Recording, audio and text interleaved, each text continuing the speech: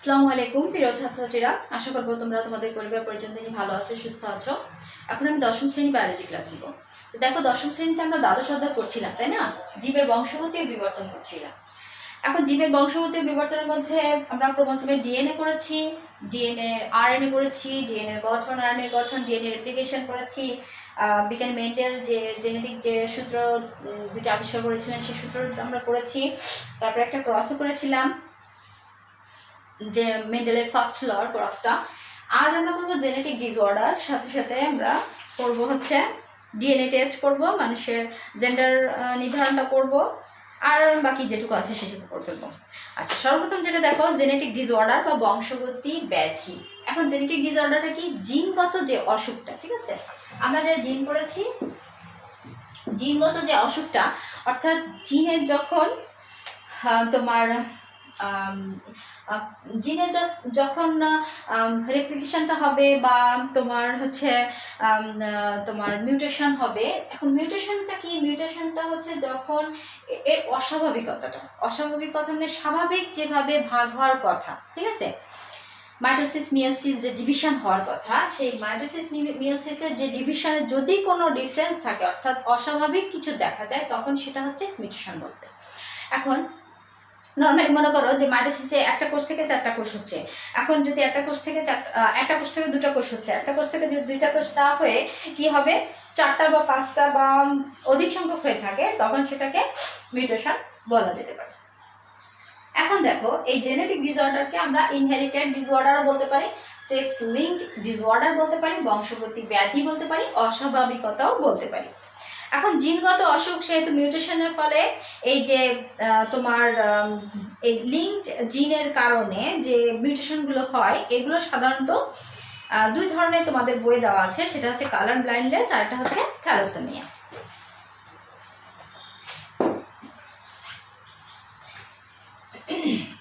দুই ধরনের পার্ট তোমাদের দেওয়া আছে। একটা হচ্ছে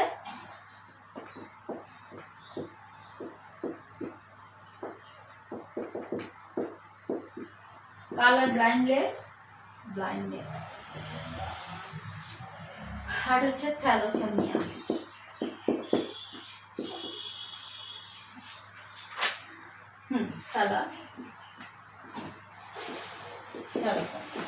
আচ্ছা, কালার ব্লাইন্ডনেসটা কি? কালার ব্লাইন্ডনেস হচ্ছে চোখের রং, অর্থাৎ আমরা যে চোখের দৃষ্টি আরিশে তোমাদের পিগমেন্টগুলো থাকে, সেই পিগমেন্টগুলোর কারণে বিভিন্ন রঙের ডিফারেন্স দেখতে পাই, ঠিক আছে?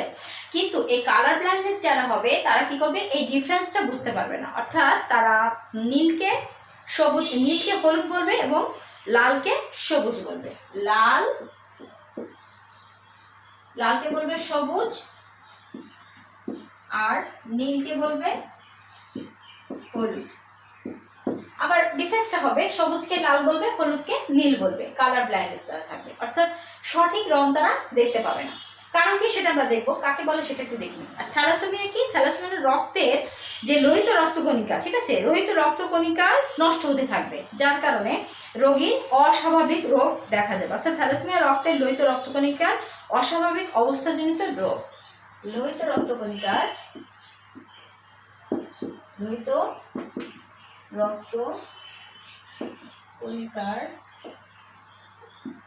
অস্বাভাবিকতার রোগ, ঠিক আছে? লোহিত রক্তকণিকার যে অস্বাভাবিকতা, সেটাকে বলা হয়েছে। আচ্ছা, এখন আমরা দেখবো আলাদা আলাদা হবে যে কালার ব্লাইন্ডনেস এবং থ্যালাসেমিয়ার কাকে বলে সেটা। জাস্ট বুঝলাম যে কাকে বলছে, কিন্তু আমরা ক্রসিং করে দেখি কি অবস্থা হয়। আমরা যেহেতু ক্রসিং শিখে ফেলেছি, প্রথমে ছিল কি? প্যারেন্ট ছিল। এখন মনে করো থ্যালাসেমিয়াটা কাদের হয় সেটাকে দেখি। থ্যালাসেমিয়া নর্মালি এক্স ক্রোমোজোমে বাহক হিসেবে কাজ করে। আমাদের এক্স ক্রোমোজোমটা কোথায় থাকে? ফিমেল পার্টে থাকে, তাই না? ফিমেল পার্ট হচ্ছে এক্স আর মেল পার্ট হচ্ছে ওয়াই এক্স। অর্থাৎ একটা এক্স ক্রোমোজোম থাকলে এবং একটা ওয়াই ক্রোমোজোম থাকলে সেটা হচ্ছে মেল, আর যদি দুইটা এক্স ক্রোমোজোম থাকে তাহলে হচ্ছে ফিমেল। এটা আমরা জানি, তাই না? এখন যখন দেখো আমরা গত ক্লাসে পড়েছিলাম ডমিনেন্ট ক্যারেক্টার এবং রিসেসিভ ক্যারেক্টার। ডমিনেন্ট ক্যারেক্টার কি, যে ডমিনেট করবে, অর্থাৎ যে ক্যারেক্টারটা ক্রোমোজোমে থাকলে তার বৈশিষ্ট্য প্রকাশিত হবে তাকে হচ্ছে ডমিনেন্ট ক্যারেক্টার বলছে। আর যে ক্যারেক্টারটা তোমার জিনে থাকছে কিন্তু তার বৈশিষ্ট্য প্রকাশিত হচ্ছে না, সুপ্তাবস্থায় আছে, সেটা হচ্ছে রিসেসিভ ক্যারেক্টার। এখানে ডমিনেন্ট হচ্ছে এখানে কোনটা, এখানে দুইটাই ডমিনেন্ট হিসেবে কাজ করছে, কিন্তু এখানে দেখো যখন মেল পার্ট হচ্ছে তখন হচ্ছে ওয়াইটা ডমিনেন্ট হিসেবে কাজ করছে, তাহলে ওয়াই ক্যারেক্টারটা হচ্ছে ডমিনেন্ট ক্যারেক্টার। আর এখানে রিসেসিভ হচ্ছে এক্স, এইটার মধ্যে, তাই না? এখন আমরা দেখবো এই জেনেটিক ডিসঅর্ডার কালার ব্লাইন্ডনেসে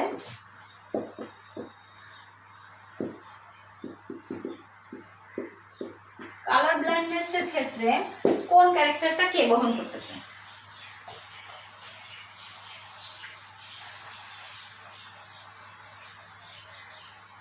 আচ্ছা, এক্ষেত্রে প্যারেন্ট কোনটা ছিল? প্যারেন্ট হচ্ছে এটা মেল, এটা যদি ফিমেল হয়। আচ্ছা, এরপরে আমরা দেখতেছি ফিনোটাইপটা দেখি। জেনোটাইপ কি ছিল? জেনোটাইপটা পরে দেবো, ফিনোটাইপটা আগে লিখি। ফিনোটাইপ যেটা প্রকাশিত হয়, তাই তো, মানে যেটা দেখা যায় সেটা হচ্ছে ফেনোটাইপ, আর যেটা দেখা যাচ্ছে না অর্থাৎ জিনে স্থানান্তরিত থাকছে সেটা হচ্ছে ফেনোটাইপ। এখানে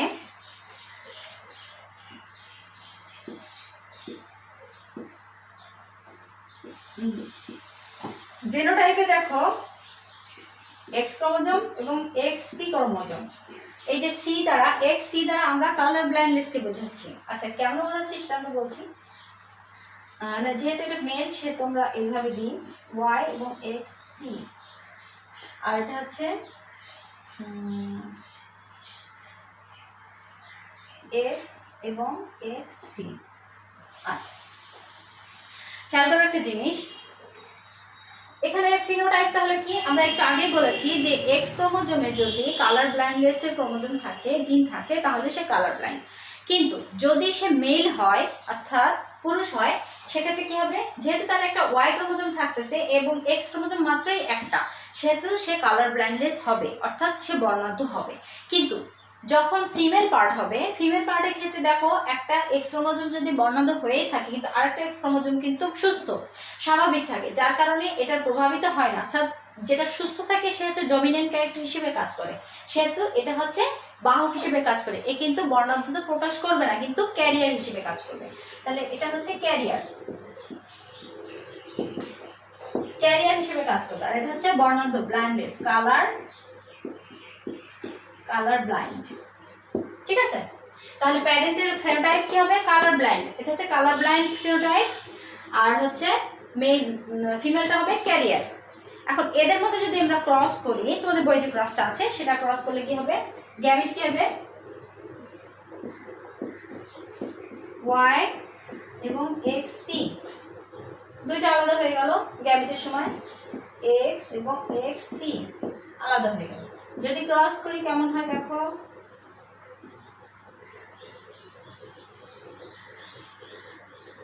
Y X C, X C,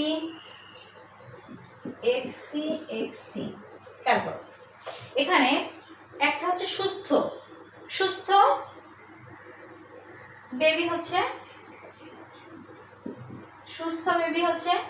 একটা হচ্ছে অসুস্থ অর্থাৎ কালার ব্লাইন্ড হচ্ছে, আর একটা হচ্ছে বাহক, তাই না? এটা বাহক, ক্যারিয়ার, বাহক লিখে দিই, বাহক মেল ফিমেল, আর এটা হচ্ছে কালার ব্লাইন্ড ফিমেল, এটা মেল। তাহলে কি হচ্ছে আমাদের ক্রসিং করলে, তোমাদের বইয়ে যে ক্রসটা আছে দেখো 268 পেজে,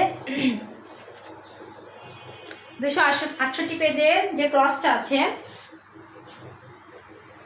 268 পেজে যে ক্রসটা আছে আমি সেই ক্রসটাই করেছি, এটা বক্সে করেছি, আমরা নর্মালি করেছি। এখানে দেখো একটা সুস্থ মেল, একটা সুস্থ মেল বেবি, আর একটা ক্যারিয়ার ফিমেল, নাকি না এটা হচ্ছে তোমার যেহেতু একটা তোমার কি আছে কালার ব্লাইন্ডের জিন আছে এবং একটা মেল পার্ট আছে, সেহেতু সে কালার ব্লাইন্ডনেস প্রকাশ করবে, সেহেতু মেলটা হচ্ছে একটা বর্ণাঢ্য ছেলে, একটা কি হচ্ছে একটা বাহক বর্ণাঢ্য মেয়ে, আর হচ্ছে বর্ণাঢ্য মেয়ে। তাহলে 1:1:1:1 এই অনুপাতে ক্রসিং হচ্ছে, তাই না? 1:1:1:1 অসুস্থ মেয়ে প্লাস বাহক মেয়ে, অসুস্থ ছেলে, স্বাভাবিক ছেলে, অর্থাৎ একটা স্বাভাবিক একটা অসুস্থ, একটা দুইটা মানে যেটা মেয়ে যেহেতু হচ্ছে সেটা কিন্তু ক্যারিয়ার বহন করছে, অর্থাৎ ওই বাহক জিনটা বহন করতেছে সে, সেক্ষেত্রে কি হচ্ছে এই কালার ব্লাইন্ডনেস বহন করে যাচ্ছে। এখন এই যে বংশগতি রোগটা, এটা আমরা দেখতেই পাচ্ছি যে মেয়েদের ক্ষেত্রে বাহক হিসেবে বেশি থাকছে, ছেলেদের ক্ষেত্রে প্রকাশ পাচ্ছে বেশি, তাই না? সেক্ষেত্রে এটা প্রতি 10 জনে একজন কালার ব্লাইন্ডনেস হতে পারে পুরুষের ক্ষেত্রে, মেয়েদের ক্ষেত্রে খুব কম দেখা যায়, যেহেতু বাহক হিসেবে কাজ করতেছে, তাই না? অর্থাৎ সে থাকতেছে জিনটা কিন্তু প্রকাশিত হচ্ছে না, যেহেতু একটা ভালো জিন থেকেই যাচ্ছে তার জিনে। এখন এই যে রোগটা শুধু যে বংশগতি তা কিন্তু না, এটা হচ্ছে বিভিন্ন রোগ অসুখের ডিফারেন্স হিসেবেও কাজ করে। যেমন হাইড্রোক্সিক্লোরোকুইনান এক ধরনের ওষুধ আছে, যে ওষুধটার পার্শ্ব প্রতিক্রিয়া হিসেবে চোখের পিগমেন্টটা নষ্ট হয়ে যেতে পারে, যার কারণে কালার ব্লাইন্ডনেস হতে পারে। এখন আমরা এরপরে যে ক্রসটা করবো সেটা হচ্ছে থ্যালাসেমিয়া ক্রস।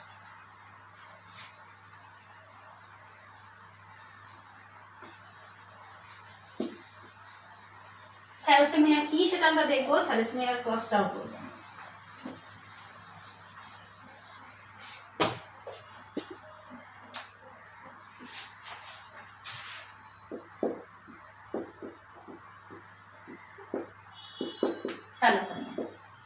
আচ্ছা, থ্যালাসেমিয়া কি সেটা আমরা একটু দেখি। থ্যালাসেমিয়া হচ্ছে লোহিত রক্তকণিকায় যে অস্বাভাবিক যে রোগ দেখা যায় সেটা হচ্ছে থ্যালাসেমিয়া। এখন এই যে থ্যালাসেমিয়া, এটাকে আমরা অটোসোমাল রিসেসিভ ডিসঅর্ডারও বলতে পারি। Autosomal recessive disorder, autosomal recessive ডিসঅর্ডারও বলতে পারি। কেন বলতে পারি?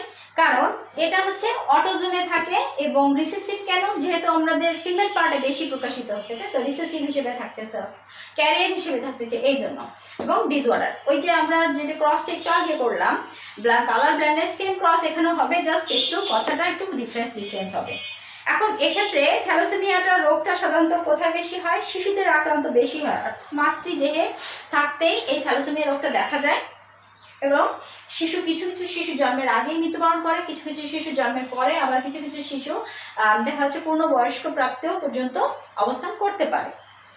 আচ্ছা, এখানে কি হবে? এখানে দেখো লোহিত রক্তকণিকা দু ধরনের প্রোটিন তৈরি হয়, ঠিক আছে? একটা হচ্ছে আলফা প্রোটিন, আর একটা হচ্ছে আলফা গ্লোবুলিন, আর একটা হচ্ছে বিটা গ্লোবুলিন। আচ্ছা, খেয়াল করো, এটা কিন্তু আলাদা জিনিস। এখানে আমরা একটা যে জিনিসটা বোঝাচ্ছি সেটা হচ্ছে লোহিত রক্তকণিকায়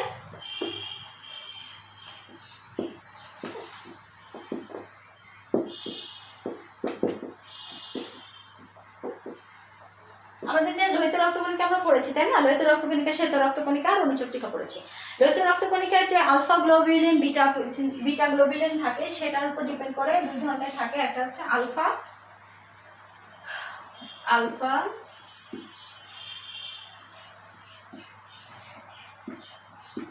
গ্লোবুলিন, আর হচ্ছে বিটা গ্লোবুলিন।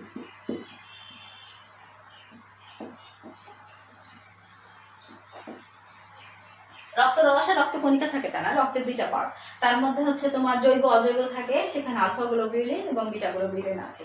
এই যে আলফা গ্লোবুলিন এবং বিটা গ্লোবুলিন এই থ্যালাসেমিয়া লোহিত রক্তকণিকায় দুটি প্রোটিনের জিন নষ্ট করে দেয়। অর্থাৎ থ্যালাসেমিয়া হলে কি করে, এই লোহিত রক্তকণিকার এই যে কোষের দুইটা প্রোটিন, ঠিক আছে, এই প্রোটিন জিন আলফা গ্লোবুলিন এবং বিটা গ্লোবুলিনের জিন দুটি নষ্ট করে দেয়। সেক্ষেত্রে যখন দুই ধরনের থ্যালাসেমিয়া দেখা যায়, একটা হচ্ছে আলফা থ্যালাসেমিয়া, একটা হচ্ছে বিটা থ্যালাসেমিয়া। যখন আলফার প্রবলেম হয় তখন আলফা থ্যালাসেমিয়া,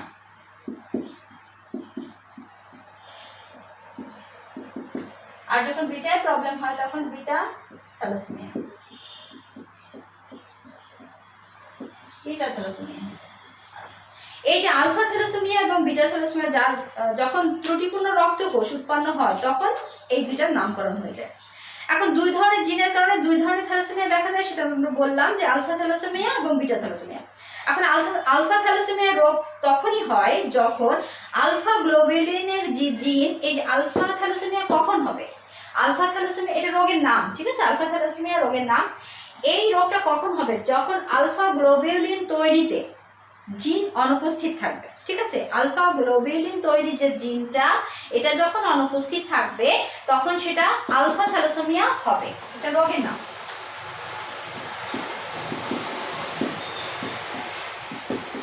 আর এটা হচ্ছে জিন। আচ্ছা, এই যে আলফা, তাহলে তোমার সংজ্ঞাটা কি হলো, আলফা থ্যালাসেমিয়া রোগ তখনই হবে যখন আলফা গ্লোবুলিন তৈরিতে জিন থাকবে না, অর্থাৎ জিন কম থাকবে, তখন সেটা আলফা থ্যালাসেমিয়া হবে। আর বিটা গ্লোবুলিন, তখন বিটা গ্লোবুলিন উৎপাদনের যে জিনটা যখন কম থাকবে তখন হচ্ছে বিটা থ্যালাসেমিয়া রোগটা তৈরি হবে। এখন এই আলফা থ্যালাসেমিয়া কোথায় দেখা যায় এবং বিটা থ্যালাসেমিয়া কোথায় দেখা যায় সেটা দেখবো। অর্থাৎ পৃথিবীর বিভিন্ন স্থানে বিভিন্ন রোগটা দেখা যায়, একই স্থানে কিন্তু দুই ধরনের রোগ দেখা যায় না। নর্মালি আমাদের দক্ষিণ পূর্ব এশিয়া, মধ্যপ্রাচ্য, চীন, দক্ষিণ পূর্ব এশিয়া, তারপরে মধ্যপ্রাচ্য, চীন, এইসব দেশে কোথায় দেখা যায় এই আলফা থ্যালাসেমিয়াটা দেখা যায়। দক্ষিণ পূর্ব এশিয়া, মধ্যপ্রাচ্য, চীন, আফ্রিকাও দেখা যায়, আফ্রিকাতেও দেখা যায়। তাহলে আলফা থ্যালাসেমিয়া কোথায় দেখা যায়, দক্ষিণ পূর্ব এশিয়া, মধ্যপ্রাচ্য এবং চীনে দেখা যায়। এখন এবং বিটা থ্যালাসেমিয়া কোথায় দেখা যায়, বিটা থ্যালাসেমিয়া যেহেতু আমরা জেনে গেলাম যে দক্ষিণ পূর্ব এশিয়া, মধ্যপ্রাচ্য, চীন, আফ্রিকাতে আলফা থ্যালাসেমিয়া দেখা যাচ্ছে, বিটা থ্যালাসেমিয়া দেখা যাচ্ছে হচ্ছে তোমার ভূমধ্যসাগরীয় এলাকার বাসীর মধ্যে।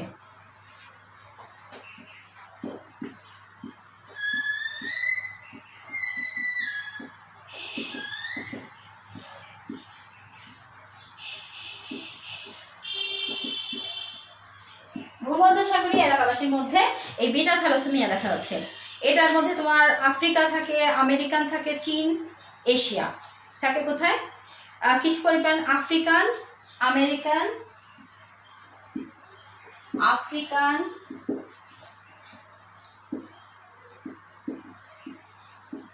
এশিয়ান, এশিয়ান, আফ্রিকান, আমেরিকান আর এশিয়ান। আচ্ছা, এই যে আফ্রিকান, আমেরিকান এবং এশিয়ানবাসী, এদের কালার অর্থাৎ গায়ের রংটা একটু কালো ধরনের হয়, এই জন্য বিটা থ্যালাসেমিয়াকে কুলির থ্যালাসেমিয়া বলা হচ্ছে। বিটা থ্যালাসেমিয়াকে আমরা কুলির থ্যালাসেমিয়া বলতে পারি, কুলির থ্যালাসেমিয়া, কুলির থ্যালাসেমিয়া বলা হয়। আচ্ছা, এই যে আলফা থ্যালাসেমিয়া এবং বিটা থ্যালাসেমিয়া, কুলির থ্যালাসেমিয়া বলা হচ্ছে। আচ্ছা, এই যে কুলির থ্যালাসেমিয়া বলা হচ্ছে, এটা হচ্ছে বিটা গ্লোবুলিন প্রোটিন উৎপাদন যখন ব্যাহত হয় তখন তাকে বিটা থ্যালাসেমিয়া বা কুলির থ্যালাসেমিয়াও বলা হয়। এখন এটা কিন্তু তোমাদের অবজেক্টিভ কোশ্চেনে অনেক সময় আসে যে কুলির থ্যালাসেমিয়া কি, কুলির থ্যালাসেমিয়া হচ্ছে বিটা থ্যালাসেমিয়া। এখন জিনের প্রাপ্তির উপর নির্ভর করে এই থ্যালাসেমিয়া দুই ধরনের, সেটা আমরা দেখব। এটা দেখলাম পার্ট দুই ধরনের, লোহিত রক্তকণিকার উপর ডিপেন্ড করে দুই ধরনের, কিন্তু আর একটা পার্ট দেখবো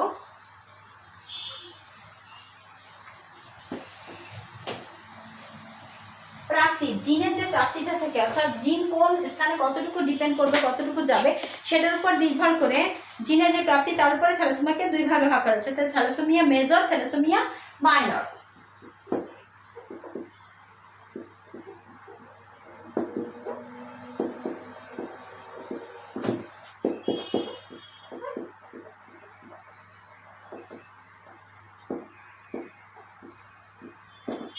একটা মেজর আর একটা হচ্ছে মাইনর।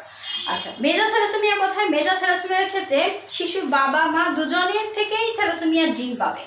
মেজর তখন বলা হচ্ছে তখন শিশুর যে বাবা মা, ফাদার এবং মাদারের ক্ষেত্রে দুজনের ক্ষেত্রেই থ্যালাসেমিয়ার জিন পাচ্ছে, দুজনের ক্ষেত্রেই থ্যালাসেমিয়ার জিন পাচ্ছে, সেক্ষেত্রে মেজর অর্থাৎ প্রকাট আকৃতি ধারণ করছে। মেজর বলতে আমরা ডোমিনেন্ট বোঝাচ্ছি।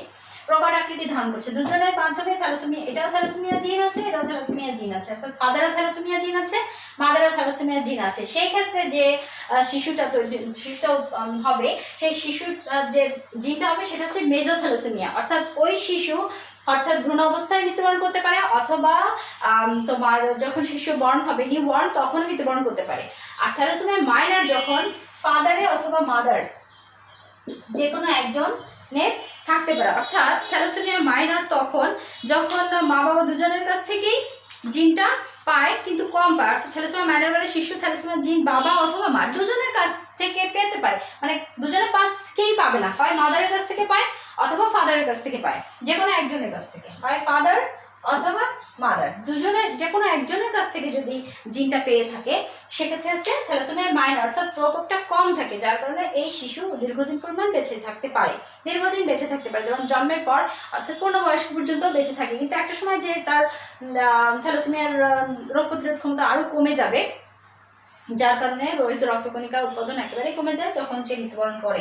কিন্তু মেজরের ক্ষেত্রে কি হচ্ছে, নিউবর্ন অর্থাৎ ভ্রূণ অবস্থায় মারা যেতে পারে, অথবা শিশু বর্ণের মাধ্যমে মারা যেতে পারে, অথবা এইভাবে আর কি ব্যাপারটা। আচ্ছা, এরপর আমরা ক্রসিংটা দেখব। মোটামুটি জিনিসটা কি সেটা আমরা একটু বুঝলাম।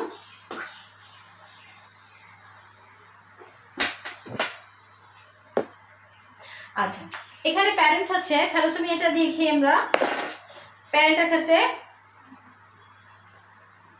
বড় আর প্যারেন্ট তো আমরা এভাবে দিই,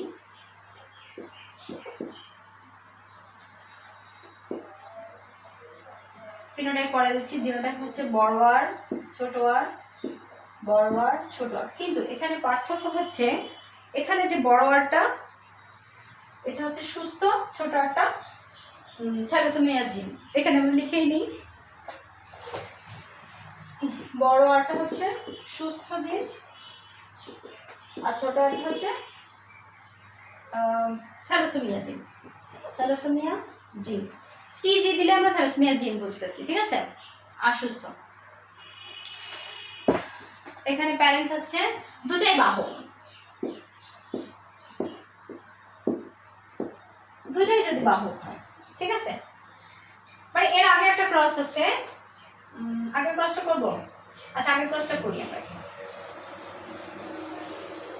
তারপরে তো করি। মনে করো এটা আর এটা, তাহলে এটা তো ক্রসই হবেই না, কারণ এই তো মৃত্যুবরণ করবে, তাই না, সেই জন্য বাহক দরকার আমাদের। এটাই ঠিক ছিল। দুইটা আর বলে তো দুইটাই হচ্ছে তোমার থ্যালাসেমিয়া জিন হয়ে যাচ্ছে, তাহলে জন্মের সময় সে মৃত্যুবরণ করছে।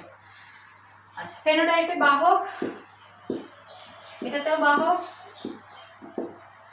গ্যামিটে কি হবে, বড় আর ছোট আর, বড় আর ছোট আর। এখানে ছোট আরটা কি বাহক, তাই না। তাহলে ফাদারের ক্ষেত্রেও বাহক আছে, ফাদারের ক্ষেত্রেও যে জিনটা আছে সেখানে থ্যালাসেমিয়া জিন আছে, মাদারের ক্ষেত্রেও থ্যালাসেমিয়া জিন আছে। সেক্ষেত্রে আমাদের ক্রসিং এ কি হবে, দেখো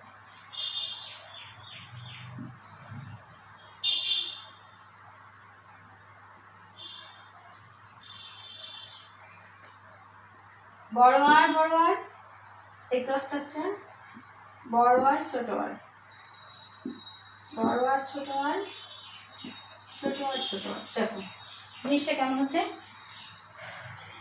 এটা হচ্ছে জেনোটাইপ, জেনোটাইপ। ফেনোটাইপে কি হবে, জেনোটাইপ রেশিও হবে, জেনোটাইপ রেশিওটা কেমন হবে 1। আচ্ছা, জেনোটাইপের রেশিও, জেনোটাইপ রেশিও পরে দেখছি, জেনোটাইপ ফিনোটাইপটা দেখি। ফেনোটাইপ কি প্রকাশিত হচ্ছে, প্রকাশিত হচ্ছে এটা স্বাভাবিক, এটা বাহক, এটা বাহক, কিন্তু এটা কিন্তু বোঝা যাচ্ছে না, অর্থাৎ এটা হচ্ছে মৃত, অর্থাৎ সম্পূর্ণ অসুস্থ, তাই তো। এর মধ্যে এইটা হচ্ছে সম্পূর্ণ সুস্থ, কারণ এখানে কোনো ছোট আর নেই, তার মানে তোমার থ্যালাসেমিয়া জিনই নাই এখানে। এই থ্যালাসেমিয়া জিন না থাকার কারণে এই বেবিটা সুস্থ, অর্থাৎ সুস্থ। আচ্ছা, এই দুটার মধ্যে থ্যালাসেমিয়ার বাহক আছে, হতে পারে সেটা ফিমেল, হতে পারে মেল, কিন্তু সেটা বাহক। আর এটা কি হচ্ছে, সম্পূর্ণ থ্যালাসেমিয়া আক্রান্ত, থ্যালাসেমিয়া আক্রান্ত, সম্পূর্ণ অসুস্থ।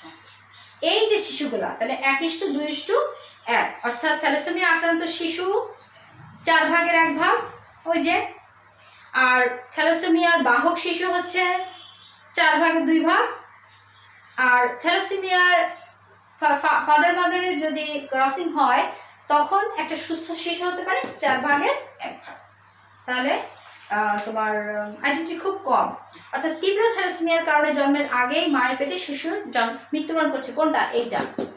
আর এটা কি করতেছে, থ্যালাসেমিয়ার মেজর আমরা একটু আগে বলেছিলাম, পিতামাতা উভয়ের কাছ থেকে জিন বহন করতেছে। এই যে পিতামাতা উভয়ের কাছ থেকে জিন আসতেছে, তাহলে এটা বাহক হিসেবে কাজ করছে, এবং সেটা মেজরটা আক্রান্ত শিশু জন্মের পর থেকে বছরের প্রথম থেকেই, অর্থাৎ খুবই রক্তশূন্যতায় ভোগে, একটু আগে আমরা বললাম, সে বেঁচে থাকবে, কিন্তু তোমার একটা নির্দিষ্ট সময় যে তার এই যে তোমার দেহের যে রোগ প্রতিরোধ ক্ষমতাটা আরো কমে যাবে।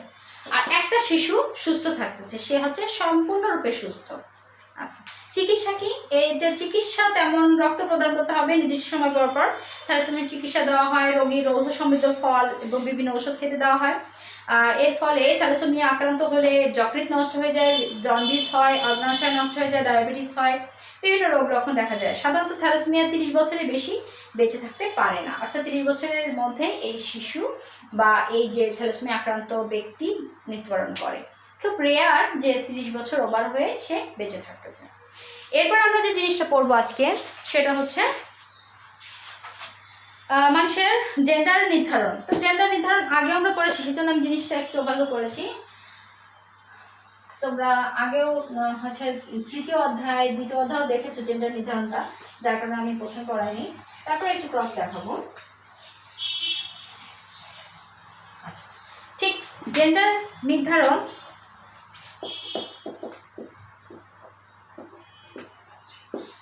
হিউম্যান জেন্ডারে কি হবে? হিউম্যান জেন্ডারের প্যারেন্টটা যদি তোমার এটা যদি মেল হয়, এটা যদি ফিমেল হয়, সেক্ষেত্রে ফিনোটাইপ হচ্ছে মেল, এটা হচ্ছে ফিমেল, ঠিক আছে। জেনোটাইপটা হচ্ছে এক্স ওয়াই, এখানে হচ্ছে এক্স এক্স। তো ফিমেল হলেই আমাদের 2টা এক্স হবে, আর মেল হলে একটা এক্স এবং একটা ওয়াই। ওয়াই থাকার কারণে সে ছেলে হচ্ছে বা মেল হচ্ছে, অর্থাৎ ওয়াইটা এখানে ডমিনেট। আমি ক্লাসের শুরুতেই পড়িয়েছি এবং অন্য ক্লাসেও পড়েছি। আচ্ছা, গ্যামেট তৈরির ক্ষেত্রে দেখো খুব ইজি এই ক্রসটা। গ্যামেট তৈরির ক্ষেত্রে প্রথমে X X X X Y X Y X, অর্থাৎ 2টা মেয়ে আর 2টা ছেলে, 2টা ফিমেল আর 2টা মেল, অর্থাৎ 2:2, অর্থাৎ 1:1 অনুপাত। তাহলে 1:1 অনুপাতে কি করতেছে, মেল আর ফিমেলের ক্রস হচ্ছে। এখানে দেখার বিষয়, ওয়াই ক্রোমোজোম থাকলে সেটা মেল হচ্ছে, অর্থাৎ ফিমেল হবে তখন যখন 2টা ক্রোমোজোম, মানুষের যে লিঙ্ক ক্রোমোজোমে থাকে 2টা ক্রোমোজোম থাকে, একটা হচ্ছে এক্স আর একটা ওয়াই। এক্স ওয়াই যখন হবে তখন সে মেল, আর যখন এক্স এক্স ক্রোমোজোম থাকবে তখন সেটা ফিমেল। অর্থাৎ ওয়াই ক্রোমোজোম থাকলেই সে ছেলে, আর 2টা এক্স ক্রোমোজোম থাকলেই সে মেল। এখন এটা খুব ইজি জিনিস। আমাদের দেহে ক্রোমোজোম সংখ্যা টোটাল হচ্ছে 46টি, তার টোটাল 46-এর মধ্যে 23 জোড়া বলা হয়, তাই না? এখন এই 23 জোড়ার মধ্যে 22 জোড়া হচ্ছে অটোজোম আর 1 জোড়া হচ্ছে সেক্স ক্রোমোজোম। এখন এই সেক্স ক্রোমোজোমের মধ্যে মেল হতে পারে, ফিমেল হতে পারে। কিভাবে তার ডিফারেন্সটা আমরা দেখলাম, যে মেলের ক্ষেত্রে এক্স ওয়াই ক্রোমোজোম থাকবে, অর্থাৎ ওয়াই ক্রোমোজোমটা উপস্থিত থাকলে সেটা মেল পার্ট, আর যদি এক্স এক্স 2টা এক্স ক্রোমোজোম উপস্থিত থাকে সেটা হচ্ছে ফিমেল পার্ট। তাহলে মেল এবং ফিমেল কিভাবে ডিফারেন্স হচ্ছে সেটা আমরা এই ক্রসের মাধ্যমেই দেখতে পাচ্ছি। এরপরে যে ইম্পর্টেন্ট যে জিনিসটা, সেটা হচ্ছে ডিএনএ টেস্ট।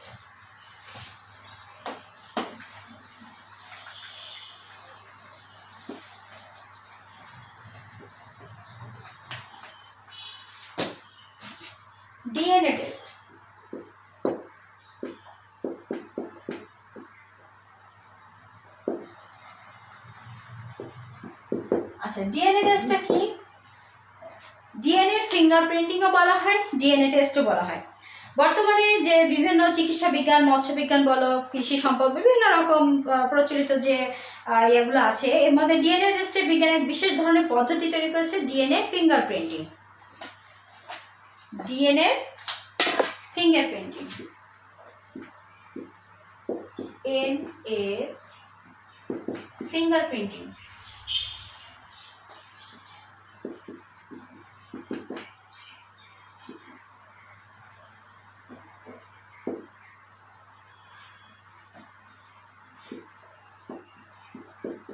আচ্ছা, এই ফিঙ্গারপ্রিন্টিং মানে কি? হাতের ছাপ? নো, হাতের ছাপ না। ফিঙ্গারপ্রিন্টিং, ফিঙ্গার বলতে আমরা আঙুল বোঝাচ্ছি এবং প্রিন্টিং বলতে তার হাতের ছাপ বোঝাচ্ছি, আসলে কিন্তু তাই না। ডিএনএ ফিঙ্গারপ্রিন্টটা হচ্ছে ডিএনএ যে প্রতিলিপিটা, ডিএনএ যে অনুলিপিটা, অর্থাৎ ডিএনএ পড়া যাবে তেমন। অর্থাৎ আমরা জিন পড়েছি তাই না, ক্রোমোজোম,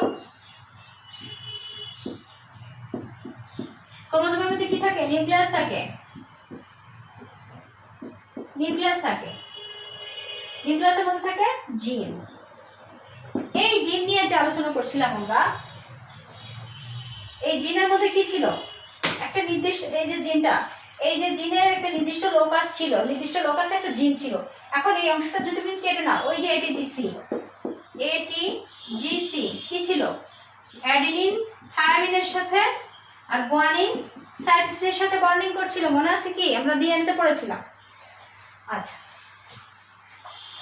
এজি অ্যাডিনিন আর গুয়ানিন ছিল পিউরিন বেস, 2 রিং বিশিষ্ট, আর থায়ামিন এবং সাইটোসিন ছিল 1 রিং বিশিষ্ট, পাইরিমিডিন বলা হয়েছিল। আচ্ছা, এই যে এটিজিসি যে বন্ডিংটা, এই যে এটিজিসি বন্ডিংটা, এ টি জি সি, ধরো এখন এই যে এটিজিসি, মনে করো এখানে ডাবল বন্ড টি আছে, এখানে ডাবল বন্ড এ আছে, ট্রিপল বন্ড সি আছে, ট্রিপল বন্ড সি আছে। আচ্ছা, এই যে এটিজিসি যে বন্ডিংটা, এই অংশটা আমরা কেটে নিলাম, ঠিক আছে? একটা ডিএনএ কিছু অংশ কেটে নিলাম, এখানে একটা প্রতিলিপি দেখাবে, অর্থাৎ কয়টা এটিজিসি যে ফিঙ্গারপ্রিন্ট, ফিঙ্গারপ্রিন্টে তাকে বলছে এটিজিসি যে তোমার বিন্যাসটা, ঠিক আছে? এই বিন্যাসটা সব ধরনের প্রাণীতে একরকম হয় না। আর মানুষের ক্ষেত্রেও একই, ধরো যার চোখের আইরিশ, চোখের ক্ষেত্রে আমরা দেখি চোখের আইরিশ, চোখের ক্ষেত্রে দেখছি চোখের আইরিশটা সবার কি সেম হয়? সেম হয় না।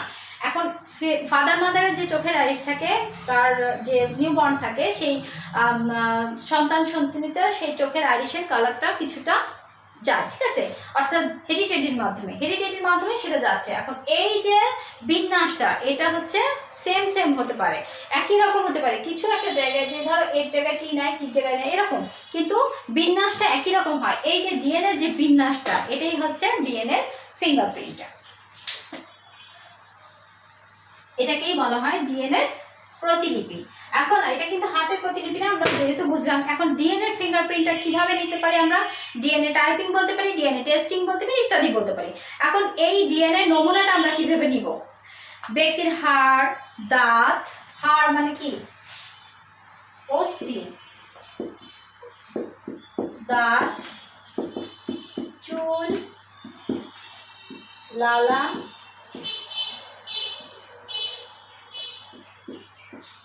স্পার্ম, তারপরে হচ্ছে তোমার টিস্যু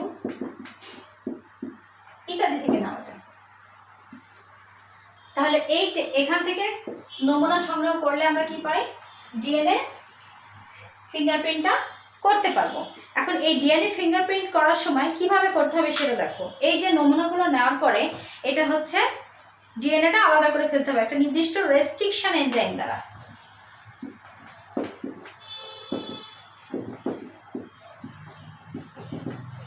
রেস্ট্রিকশন এনজাইম, আমরা একটু আগে বললাম যে ডিএনএ একটা অংশ কেটে নিব, ওই কাটবো কি? আমরা কাঁচি দিয়ে কাটতে পারতেছি না, কাঁচি দিয়ে কাটা যাবে না, একটা নির্দিষ্ট এনজাইম দিতে হবে, যে এনজাইম কি ভেঙে ফেলবে, তাই তো?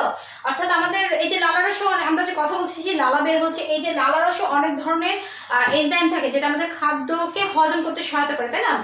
লালা কি করবে? খাদ্যকে হজম করবে, খাদ্যকে স্লিপ করে আমাদের তোমার স্টোমাকে নিয়ে যাবে। এই যে এনজাইমটা, এই এনজাইম কি শুধুমাত্র কাজ করবে না, বিভিন্ন ধরনের এনজাইম আছে। এই ডিএনএ কর্তনের জন্য এক ধরনের নির্দিষ্ট এনজাইম থাকে, যে এনজাইমটার নামকরণ করা হয়েছে রেস্ট্রিকশন এনজাইম। এখন এই রেস্ট্রিকশন এনজাইম দ্বারা একটা নির্দিষ্ট ডিএনএ অংশ কাটবে, অর্থাৎ সেটা কিভাবে কাটবে? একটা নির্দিষ্ট যন্ত্রের মাধ্যমে, ইলেকট্রোফোরেসিস একটা যন্ত্রের মাধ্যমে।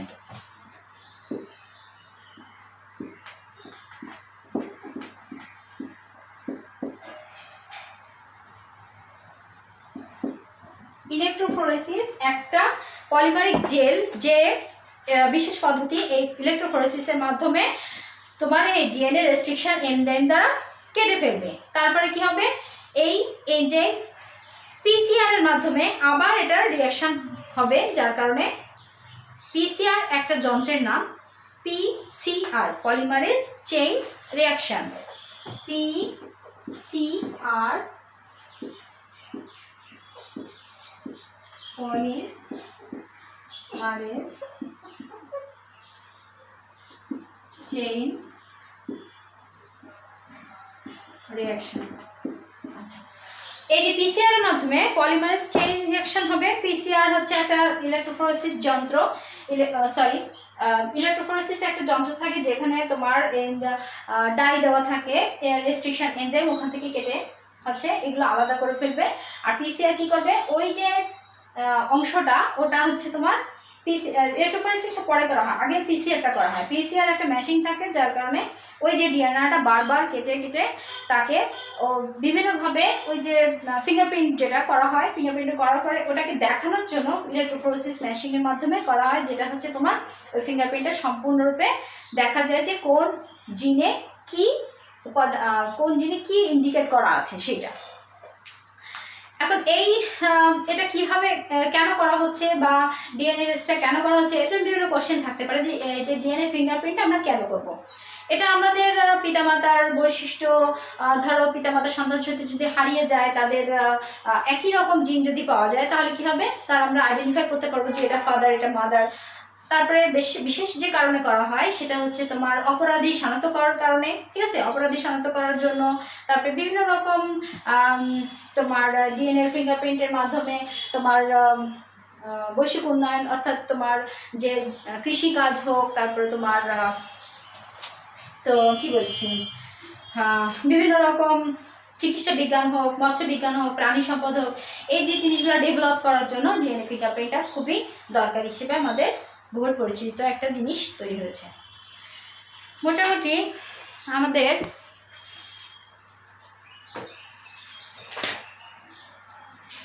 বই আর কি কি আছে? হিউম্যান জেন্ডার গেল, ডিএনএ টেস্ট গেল, জেনেটিক ডিসঅর্ডার গেল, কালার ব্লাইন্ডনেস, থ্যালাসেমিয়া মোটামুটি হয়ে গেল। এরপরে যেটা ডারউইনের মতবাদ, জীবের বৈষয়িক উন্নয়ন, যেটা জৈব বিবর্তনের তত্ত্ব, এই তত্ত্বগুলো তোমরা রিডিং করলে মোটামুটি পারবা। অর্থাৎ বিভিন্ন বিজ্ঞানীরা কি বলেছেন, এটা আমরা প্রথম অধ্যায়ে মোটামুটি আলোচনা করেছিলাম। এখানে যেটা আছে, বিজ্ঞানী ডারউইন যে মতবাদটা দিয়েছেন সেটা একটু দেখবো আমরা। তারপরে বিজ্ঞানী ডারউইনের মতবাদের আগে কে কি বিজ্ঞানী কোন কোন মতবাদ দিয়েছেন সেটা একটু দেখবো। ডারউইনের মতবাদে কি কি আছে, যে অত্যাধিক হারে বংশবৃদ্ধি হচ্ছে, তিনি যেটা বলেছেন, সীমিত খাদ্য, বাসস্থান, অস্তিত্বের জন্য সংগ্রাম, এই যে জিনিসগুলো আছে এগুলোতে রিডিং করলেই হয়েছে, তেমন বোঝানোর তেমন কিছু নাই। তো মোটামুটি আজ এ পর্যন্ত থাক। দ্বাদশ অধ্যায় মোটামুটি কমপ্লিট হয়ে গেল আমাদের। এরপরে যে অধ্যায়টা আছে সেটা আমরা নেক্সট করব। তো সবাই ভালো থাকো, সুস্থ থাকো। তোমাদের স্কুলে তো মোটামুটি এখন ক্লাস হচ্ছে না, যার কারণে লকডাউন, অনলাইন ক্লাসগুলো সঠিকভাবে করার চেষ্টা করো। তো বাসায় একটু প্র্যাকটিস করো। সবাই ভালো থাকো, সুস্থ থাকো। আল্লাহ হাফিজ।